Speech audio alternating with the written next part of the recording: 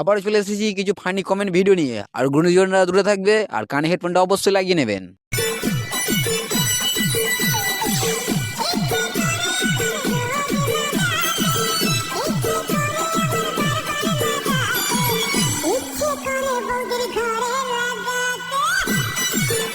এবার দাদা ভাইদের ইচ্ছাগুলো শোনাই।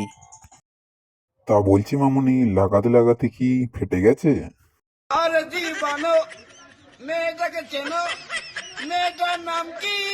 রানাঘাটের খান কি?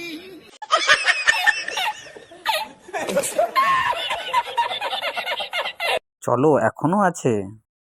তা বলছি মামুনি, আমাদেরকেও একটু লাগাতে দাও। এইদিকে লাইন পড়ে গেছে, তোমরাও চান্স পাবে। ধৈর্য ধরে লাইনটা বজায় রাখো। প্রথমে বোন তোমার মতো আমি ভেবেছিলাম, তারপর কমেন্টগুলো পড়ে শুনলাম ওর থেকেও বড় কিছু।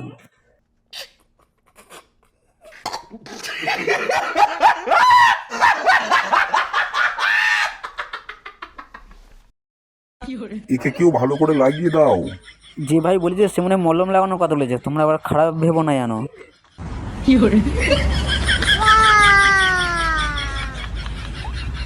এখনো আছে, কানে হেডফোনটা আছে তো। দাঁড়াও, সরিষার তেল নিয়ে আসছি। মানে কোথা থেকে আসে এই সমস্ত আলবাল ছেলে? হতে পারে সে মাছ কিংবা ডিম ভাইয়ের জন্য তেলটা আনছে, তোমরা খারাপ ভেবো না।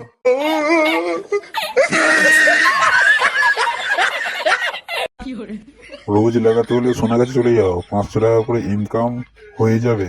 চলো আমরা কাকার গানটা শুনে আসি। আরে জীবানো মেয়েটাকে চেনো, মেয়েটার নাম কি? রানাঘাটের খান কি? তোরা তো ভাই কনফিউশন করে দিচ্ছিস, কোথায় গেলে দামটা ভালো হবে সেটা বলো ওকে।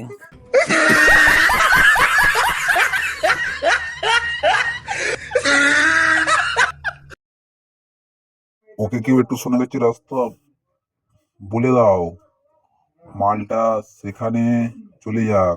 বলছি মামুনি, তুমি সেখানে গেলে তোমার ব্যবসা ভালো হবে। ভগবানের কাছে প্রার্থনা করি তোমার ব্যবসার উন্নতি হোক। মানে কোথা থেকে আসে এই সমস্ত আলবাল ছেলে? কোথা থেকে আসে মানে, মানুষের ভালো করলে অসুবিধা? উনি তো ভগবানের কাছে প্রার্থনা করেছে, তো ব্যবসাটা যদি ভালোই চলে। शाबाश बेटा, बहुत बढ़िया। সবে তো শুরু করলাম, শেষটা দেখো কোথায় গিয়ে দাঁড়াই। প্যান্টটার আর একটু উপরে ফুটলে ভালো হতো। মালিক বস বহুত হো গয়া, আজ তো ইস বাত কা ফয়সলা কল হি ডালতে হ্যায়। আরে দাদা ভাই তুমি শান্ত হও, ফ্যাসলা আমি করছি। প্যান্টার ফুঁড়োটা যদি একটু উপরে হতো